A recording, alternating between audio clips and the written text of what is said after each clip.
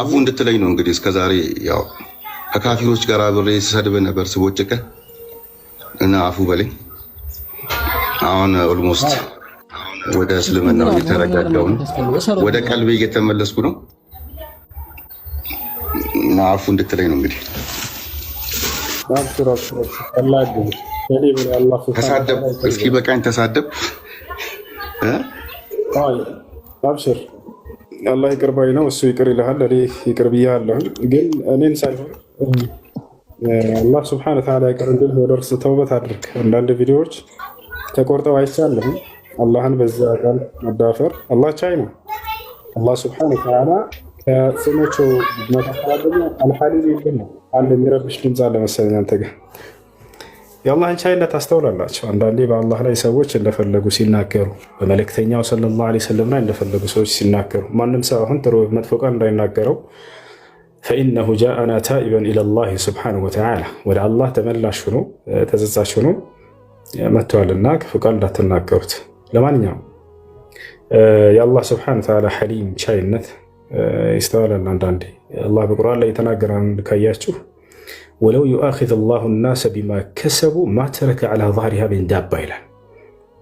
ሰዎች በሚሰሩትና በሚናገሩት እዚሁ ምድር ላይ ዋጋቸውን የምሰጣቸው ቢሆን ወይንም ደግሞ የሚይዛቸው ቢሆን ኑሮ ማንም ተንቀሳቃሽ ሰው ምድር ላይ አታዩም ነበር እያለ ይናገራል። እያንዳንዱ በኃጢአቱ ቢያዝ ምድር ላይ ማንም ተንቀሳቃሽ አይኖርም። አላህ ስብሓነሁ ላኪነሁ ሐሊም አኸረና ኢላ አጀሊን ሙሰማ፣ እርሱ ግን ቻይ ስለሆነ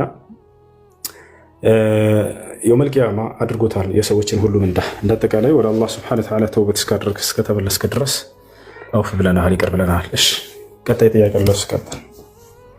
አመሰግናለሁ። ያው አንዳንድ ጥያቄዎች ስንጠይቅ ሳንግባባ ስንቀር አንዳንድ ነገሮችን ያው ትንሽ ኤኒዌይ አሁን ኢንሻአላህ ወደ ቀልባችንም እየተመለስን ነው። ያው ቪዲዮዎችንም ሁሉንም አጥፍቻቸዋለሁ።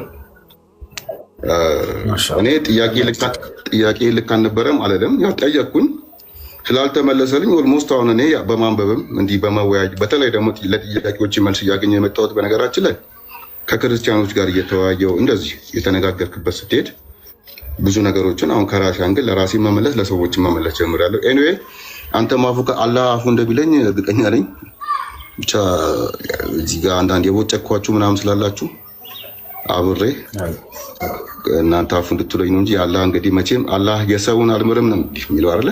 ምንድነው የሰውን እነሱ ናቸው ይቅር ማለት ያለባቸው፣ የኔ ችግር የለውም እንደሚል አውቃለሁ። ኤኒዌይ ቴንክ ዩ። እሺ አይ እሺ አብሽር። እሺ ቀጣይ ያላችሁ ጥያቄ ያላችሁ መቀጠል ትችላላችሁ።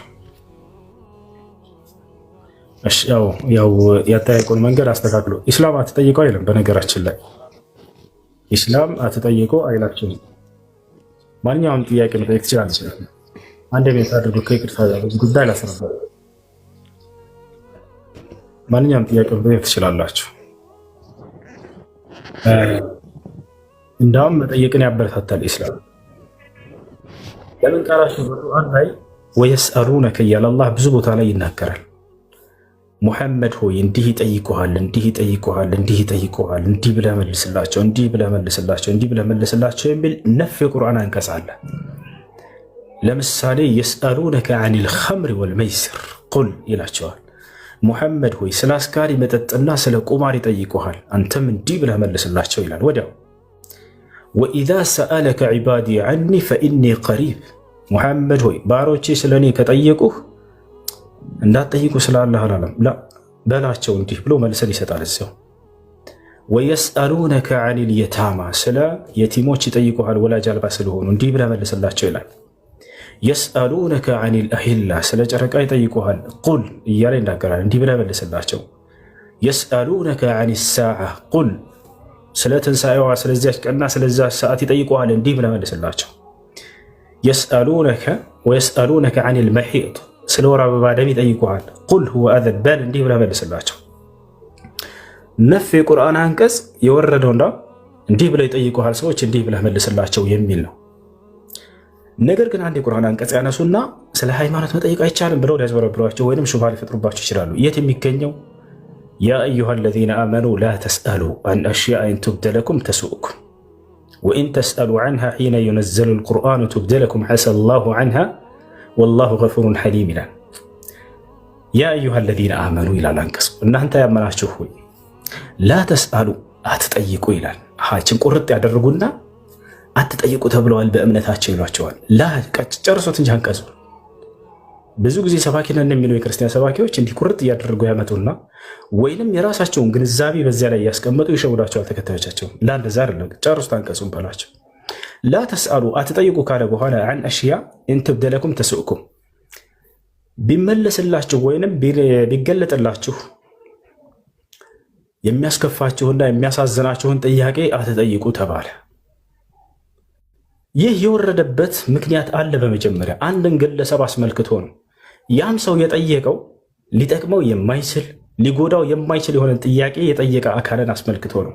ሰውየው ምን ጠይቆ መሰላቸው? የቁርአን አንቀጽ ወረደው።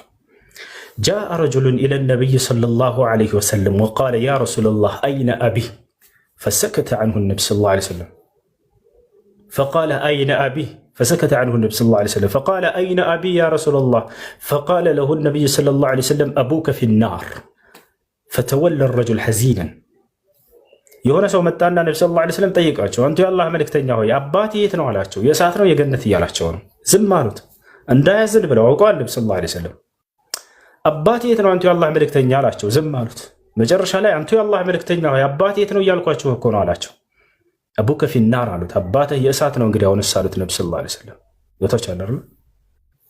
ይሄ ሰውዬ አዝኖ ተመለሰ። ስለዚህ አንቀጹ ምን ብሎ ወረደ? ቢመለስላችሁ ልታዝኑበት የምትችሉትን ነገር የማይጠቅም የማይጎዳ ከሆነ አትጠይቁ ያንን ነገር የሚል አንቀጽ ወረደ።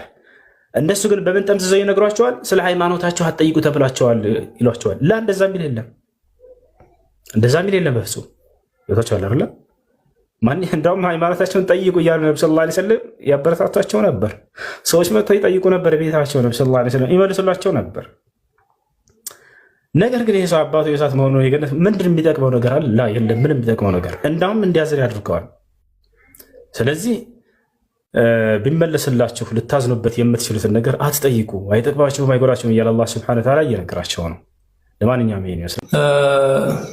ለወንድ ልጅ መሸፈን ያለበት የሀፍረተ ገላ በይነ ሱረት ወርክበት የሚለው በዛ ሶላት በዛ ብቻ መስገድ ይቻላል ወይስ ደግሞ አንዳንዴ ትከሻ ላይ የሆነ ጨርቅ ጣል ማድረግ አለበት የሚባል ነገር ስላዩ? ነቢያችን ሰለላሁ ዐለይሂ ወሰለም ላ ዩሰሊ አሐዱኩም ወለይሰ ዐላ ዓቲቂሂ ሸይእ አሉ። አንዳቸው በትከሻው ላይ ምንም ነገር ሳያደርግ እንዳይሰግድ ብለዋል። ስለዚህ በዚህ ሐዲስ መሰረት ሐናቢላዎች መሸፈን ግዴታ ነው ካልሆነ ሶላቱ ውድቅ ይሆንበታል ብለው ተናግረዋል። ሌሎች የመዝሀብ ባለቤቶች ደግሞ አይ ያንን እንደው ሙስተሐብ ነው ተወዳጅ ነው ከሚል አንጻር እንጂ የምናየው እንደ ግዴታ አይደለም ብለው ተናግረዋል። ነገር ግን እንደ ሐንበሊያ አቋም ግዴታ ነው የሚል ነው። ከኺላፍ ለመውጣት ሲባል ሸፍኑ ትከሻቸው። ከዚህም ይዘው ሼክ ኢብኑ ዑሰይሚን ረሒመሁላህ ተዓላ እቺ ትንሽዬ ጃፖኒ ምንድነት ባካውታለች አይደለ? ትንሽዬዎች ማለት ነው። እሷ አታሰግድም ብለው ሁላ ተናግረዋል። ሙሉ ትከሻ መሸፈን አለበት ብለው ምክንያቱም ሐዲሱ ላይ ነብዩ ሰለላሁ ዐለይሂ ወሰለም ላ ዩሰሊ አሐዱኩም ወለይሰ ዐላ ዓቲቂሂ ሸይእ ስላሉ አንዳቸው በትከሻው ላይ ምንም ነገር ሳያደርግ በባዶ እንዳይሰግድ ብለው ስለተናገሩ መሸፈን አለበት። የወንድ ልጅ ሀፍረተ ገላው በሚለው ታዲያ ይሄ ጋር አይጋጭም ማለት? እንደሱ የሚል መስፈርት የለም ቁርአንና ሐዲስ ላይ። እሱ ከፉቃሃዎች ዘንድ ነው። ማረጋገጥ ማስረጃ ያስፈልጋል።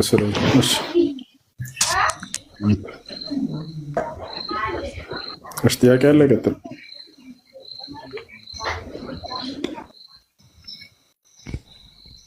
ሰላም አለይኩም። عليكم السلام ورحمة الله. السلام عليكم. عليكم السلام ورحمة الله. السلام عليكم.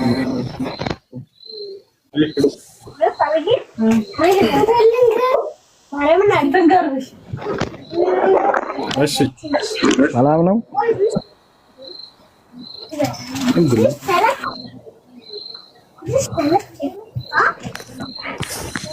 አይሰማም እንዴ? እንዴት ነህ? ይሰማማ። እሺ ጥያቄ አለ? ቀጥል።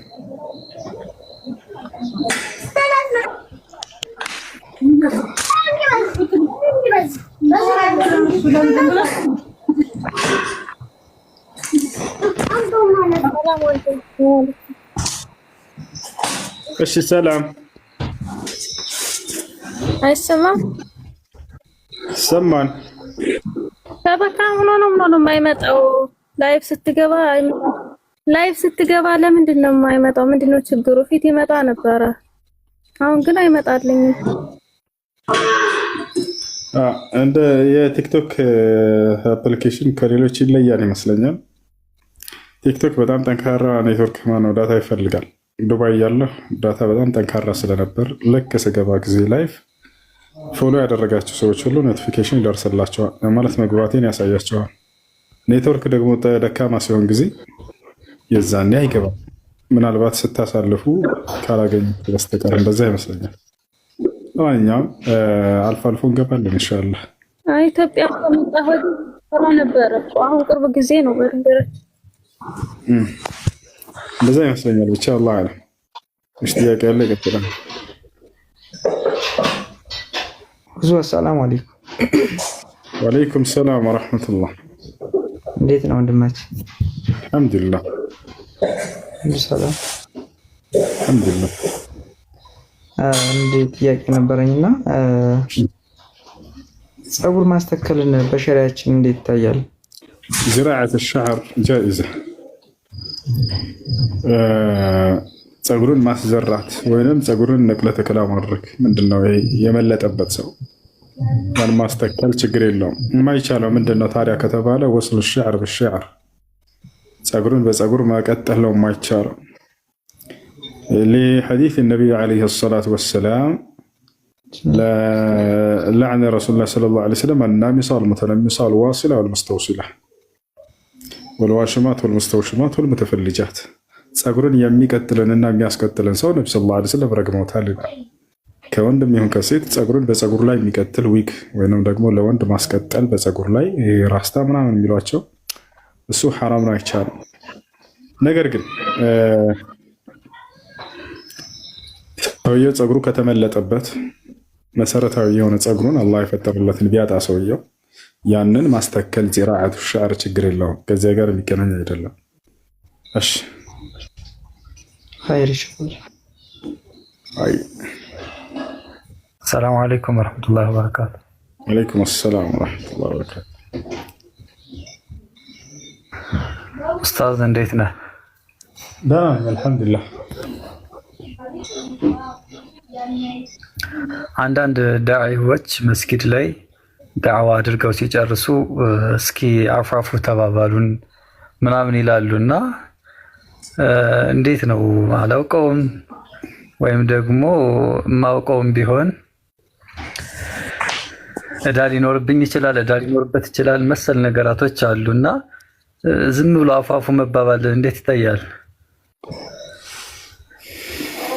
አንዱ ሌላውን አውፍ እንዲል ታዘዋል በኢስላም። ነገር ግን የሆነን ጊዜ ጠብቆ በዚህ ጊዜ አውፍ እንባባል ተብሎ ተሰባስበው ይሄን የአምልኮ ስርዓት በጊዜ መገደብ ማስረጃ ያስፈልገዋል።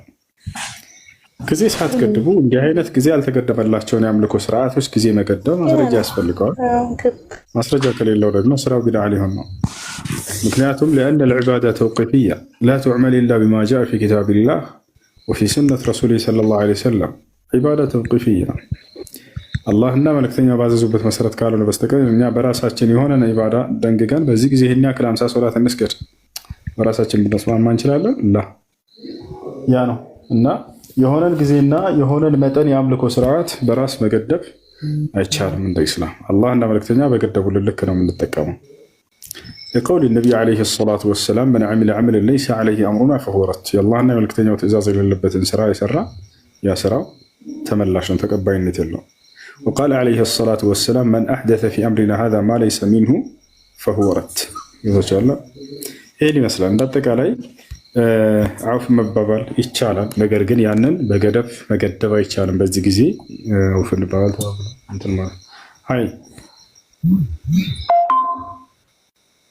ሰላም ሁሉ ናም ግን ረመዳንን አስቦ ወይም የጊዜ ገደብ ኖሮ ሳይሆን ሁልጊዜም ዳዕዋ አድርጎ በጨረሰ ጊዜ አፋፉ እንባባል ይላልና ለምሳሌ እዳ ካለብኝ አፉ ካለኝ خلاص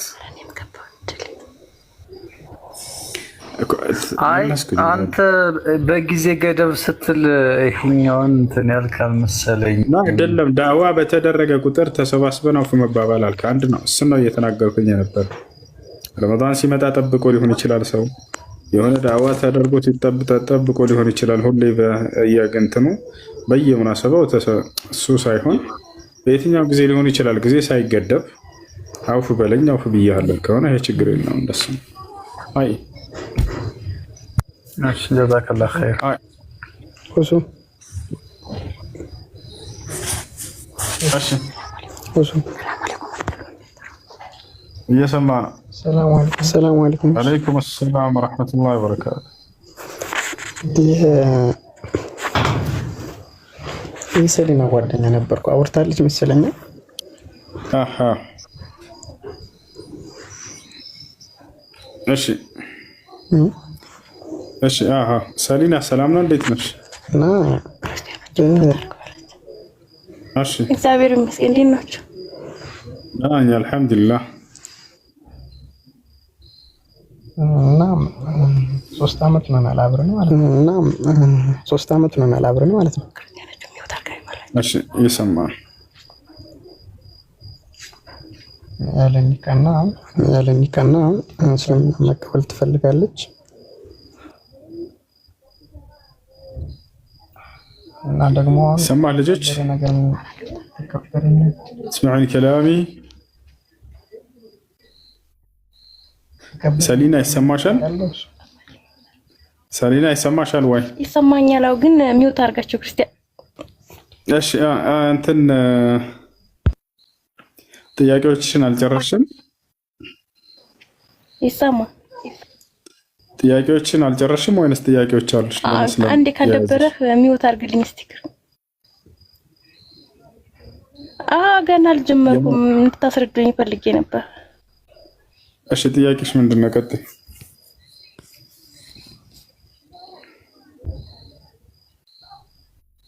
ይሰማኛል እኔ። ቀጥይ። እስልምና ማወቅ ፈልጌ። እሺ እኔ ሁሉንም ማወቅ ፈልጌ ነበር ማለት እሱ ስራ ስለሚውል ከአንተ እንትን ብትልልኝና ሁሉን ነገር የሚያስረዳኝ ማለት ነው። እያስረዳ ባለፈው ትላንትና ነው የነገርኩሽ መሰለኝ አይደለ? ልጀምርልሽ። ኢስላም ብሎ ማለት አምላክ በነብያት በኩል ለሰው ዘር የደነገገው ብቸኛው መለኮታዊ ሃይማኖት ነው። አምላክ አላህ በሱረቱ አሊ ዒምራን ምዕራፍ 3 ቁጥር 19 ላይ ኢነ ዲነ ዒንደላሂ አልኢስላም ይላል። ከእኔ ከአምላካችሁ ከአላህ ዘንድ ትክክለኛ ሃይማኖት እስልምና ሃይማኖት ነው እያለ ይናገራል። እንዲሁም በሌላ ቦታ ላይ ለቀደሙት ነቢያቶችም ደንግገውት እንደነበር እስልምናን ሃይማኖት ይናገራል። ሸረዐ ለኩም ሚነ ዲን ማ ወሳ ቢሂ ኑሐን ወለዚ አውሐይና ኢለይከ ወማ ወሰይና ቢሂ ኢብራሂመ ወሙሳ ወዒሳ ይላል። እነሆ ይህን እስልምናን ሃይማኖት እኔ ደነገግኩላችሁ ከዚህ በፊት ኖሕን፣ አብርሃምን፣ ሙሴን፣ መሲሁን አዝዤባቸው የነበረውን እያለ ይናገራል። ይህን ሃይማኖት እኛንም ተከተሉ እያለ አላህ ሱብሓነሁ ወተዓላ አዞናል ማለት ነው። ወላ ተሙቱነ ኢላ ወአንቱም ሙስሊሙን ይላል። አደራ እናንተ ሙስሊሞች ሆናችሁ እንጂ አትሙቱ እያለ ይናገራል። ስለዚህ ሰው ሁሉ የተፈጠረው ይህንን ሃይማኖት እንዲከተል ዘንድ ነው። የዚህ ሃይማኖት የመጀመሪያው ትዕዛዝና መሰረትስ ምንድን ነው ወደሚለው ስንመጣ ጊዜ አንድና ብቸኛ የሆነውን አምላክ አላህን ማመን ነው። ይህን ነቢያቶች ሁሉ ያስተማሩት ነቢያቶች ሁሉ ያስተማሩት ይሄን ነው። ከመጀመሪያው እስከ መጨረሻው ድረስ ያሉ ነቢያቶች ሁሉ አስተምሮታቸው አንድ ነው። ከአደም ጀምሮ እስከ ነብዩ ሰለላሁ ዐለይሂ ወሰለም ድረስ የመጀመሪያው ነብይ አደም ነው። የመጨረሻው ነብይ ነብዩ ሰለላሁ ዐለይሂ ወሰለም ናቸው። የሁሉም የነቢያት አስተምህሮ ይገኛል ወይ ከእናንተ ጋር ከተባለ አሁ በደንብ ይገኛል። በሱራ النحل ላይ አላህ ሱብሓነሁ ወተዓላ ሲናገር ምን አለ? ወለቀድ በዐትና ፊ ኩሊ ኡመቲን ረሱለን አን ያዕቡዱ ላህ ወጅተኒቡ ጣጉት ፈሚንሁም መን ሀደ ላህ ወሚንሁም መን ሐቀት ዐለይሂ ضላለህ ፈሲሩ ፊል አርድ ፈንዙሩ ከይፈ ካነ ዐቂበቱ ልሙጅሪሚን እያለ ይናገራል። በእርግጥም በእያንዳንዱ ማህበረሰብ ነብያትን ልክ ያለው አምላካችን አላህ። እነዚያም ነብያቶች ሲያስተምሩ ምን ነበር የሚሉት? አላህን በብቸኝነት ተገዙ፣ ከእርሱ ውጭ ያሉ ጣዖቶችን ራቁ እያለ ያስተምሩ ነበር አለ። ታዲያ እስኪ ከነብያቶች መካከል እንደው ለናሙናነት ያክል እንጥቀስ ወይ? አሁን እንጥቀስ። ማንን ነብይ? ለምሳሌ ኑሕን እናንሳ። ወለቀድ አርሰልና ኑሐን ኢላ ቀውሚሂ ፈቃለ ያ ቀውሚ ዕቡዱላህ ማ ለኩም ሚን ኢላሂን ገይሩ። ኑሕንም በእርግጥ ወደ ህዝቦቹ መልእክተኛ አድርጌ ልኬዋለሁ ይላል አምላክ አላህ።